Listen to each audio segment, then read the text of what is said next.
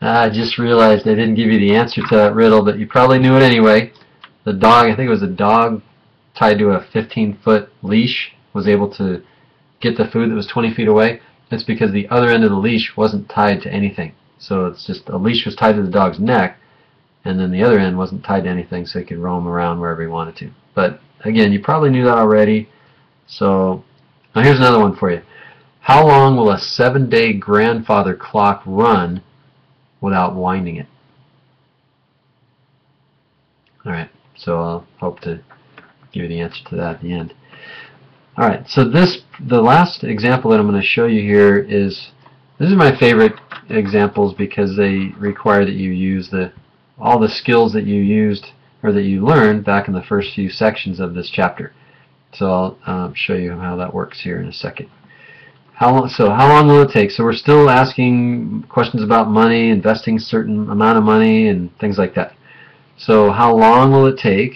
So you can guess here maybe that you're going to be trying to find the T, time.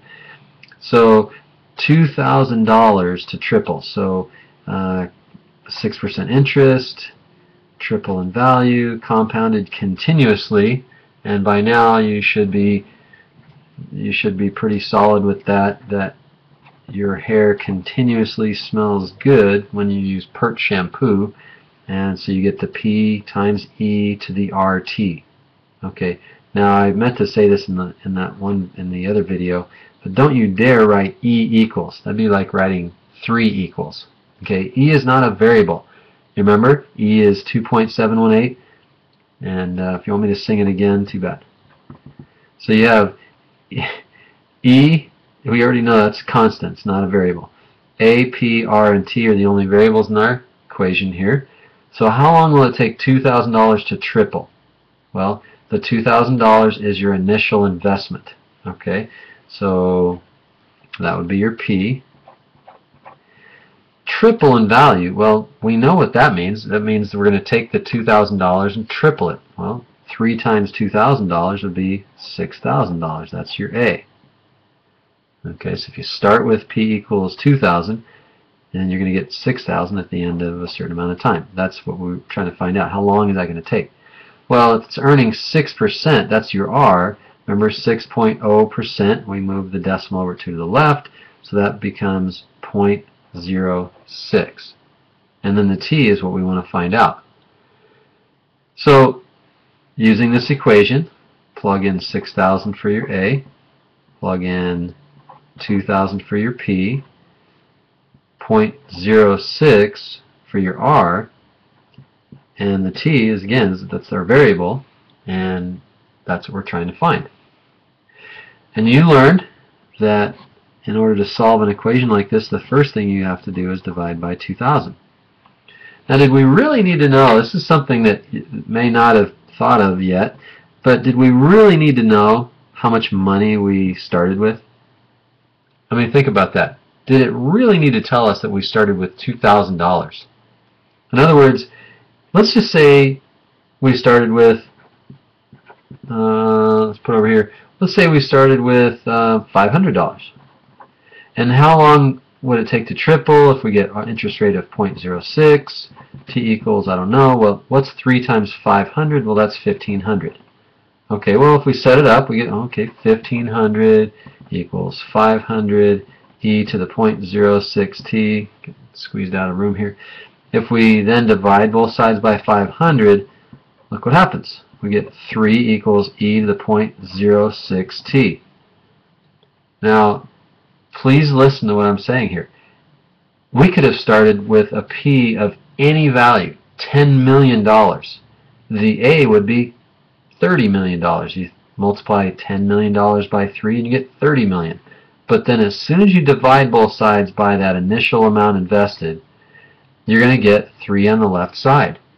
So really, you're being given more information than you actually need.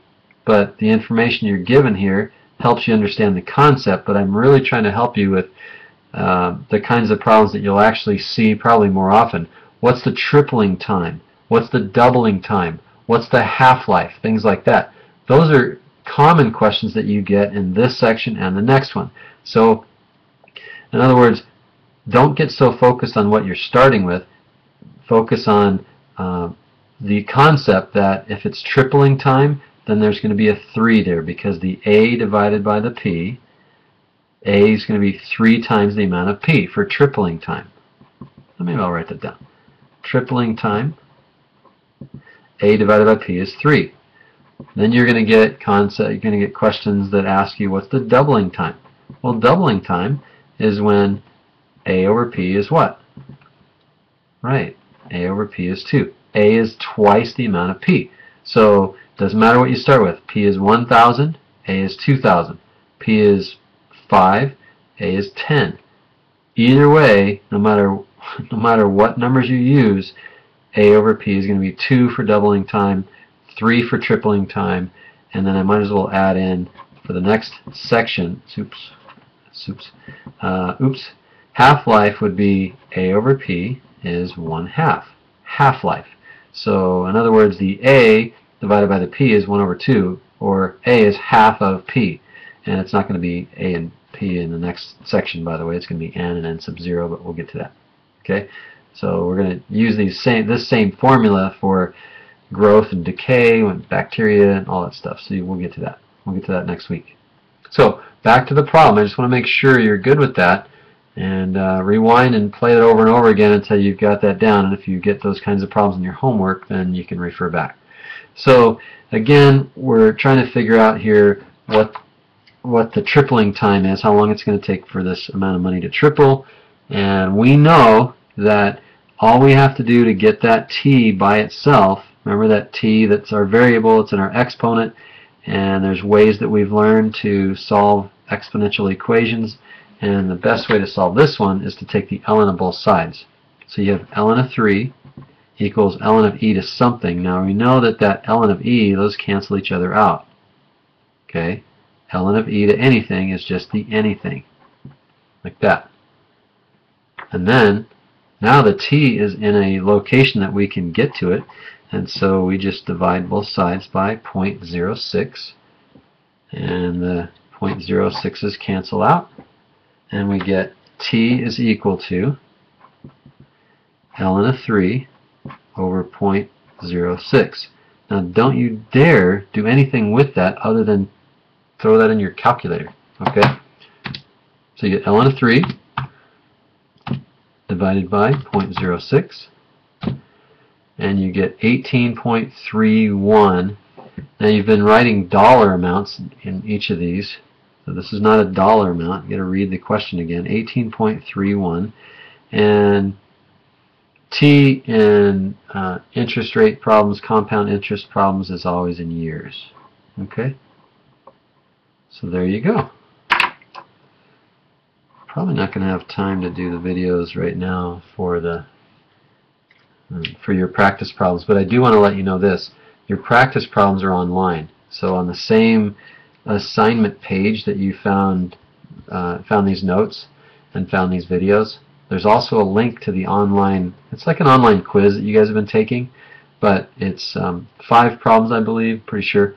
So 5 problems, and it's just fill in the blank. I'm not quite sure if that's going to give you the answers to those, but again, I couldn't figure out how to get them from the test generator to this document here, so anyway, that's why I put them online for you.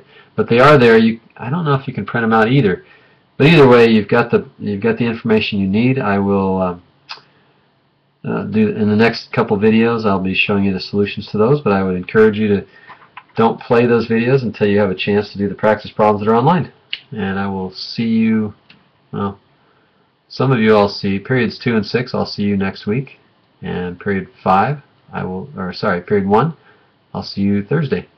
And hopefully that's not tomorrow morning. Hopefully, even more hopefully, it's not like in about 5 hours, that you're not watching this in the middle of the night. Got to get some sleep.